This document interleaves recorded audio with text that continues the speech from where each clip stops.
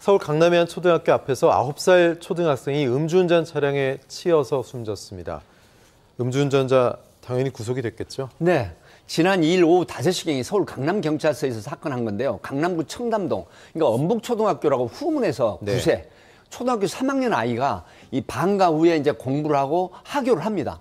근데 이곳에서 이제 인도와 횡단보도가 구분이 안 되는 곳이긴 하지만 스쿨존 영향을 받는 곳이거든요. 학교 주변에 30km 이내에 운전을 한다라든가, 그 다음에 13세 미만의 아이를 사고를 내서 음주나 무면허 아니라고 하더라도 13세 미만, 즉 12세까지 아이를 안전운전 의무를 하지 않아가지고 사고를 내서 사망에 이르게 하거나 그다음에 상해에 이르게 하게 되면 굉장히 높은 처벌을 받거든요. 무기징역형까지 받는 이런 사안인데, 결국 이 사람이 아이를 추돌하고 그다음에 현장에서 40m를 이탈해서 자기 집에 갔다가 다시 되돌아오는 형태가 됐거든요.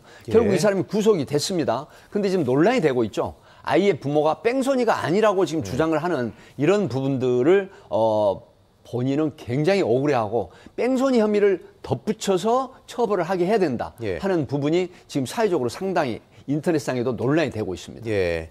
경찰이 왜 이 남성한테 어쨌든 40m 현장 이탈했는데 돌아왔다고 해도 뺑소니 혐의를 왜 적용하는 거죠? 지금 이 사람은 40m를 그러니까 추돌을 하고 40m를 이동해서 자기 집에 주차를 하고 다시 나왔다는 거죠.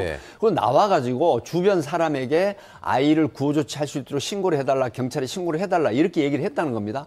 그럼에도 불구하고 이 사건 분석을 해보면요, 아무리 취한 상태, 그러니까 0.08 이상 면허 취소 수치의 혈중 알코올 농도가 측정이 됐거든요.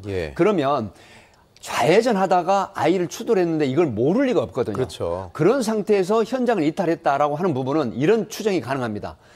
주변에 보는 사람이 없다고 생각을 하고 일단 도주를 한 겁니다. 그런데 차를 주차하고 생각을 해보니까 내 차량을 목격한, 사고를 목격한 시민이 있다는 걸 판단한 거죠. 그러니까 돌아와서 뒤늦게 신고를 해달라, 구호 조치를 하게 이런 부분인데, 결국은 이게 뺑소니 혐의가 굉장히 강하다고 분석이 되기 때문에 결국은 스쿨존 사건 위에 뺑소니 혐의가 추가될 가능성도 높다, 이런 개인적인 분석이 가능할 것 같습니다. 0.08이면 만취 상태는 아니거든요. 아닙니다. 0.08 이상 면허 취소 수치가 나왔습니다.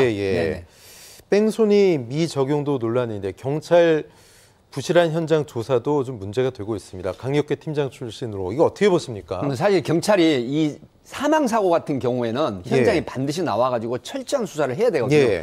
비록 이곳이 가속 방지턱이라든가 가파른 경사라든가 그다음에 인도와 그다음에 보도, 횡단 보도가 구분이 안 돼 있는 곳이거든요. 그렇다고 하면 피의자, 가해자의 주장과 그다음에 피해 상황 경위 이런 걸 모두 현장에서 명확하게 조사 분석을 해서 그에 상응한 그런 법률을 적용해서 강력한 처벌을 해야 되는 이런 상황인데, 다소 사건이 많다고 하더라도 다소 느슨한 그런 수사 감각이 아닌가 싶어서 안타까운 생각이 드는 건 사실입니다. 스쿨존이 있다는 건 특별히 조심하고 여기서 사고가 나면 안 된다는 얘기인데, 스쿨존 교통사고가 줄지 않고 있어요. 정부는 제로화하겠다는데 가능합니까 이게? 지금 스쿨존 사고 민식이법이 2020년부터 지금 시행이 되고 3년 됐는데 사망사고가 벌써 3건, 경기도 같은 경우에는 벌써 3배 스쿨존 사고가 발생을 하고 있거든요.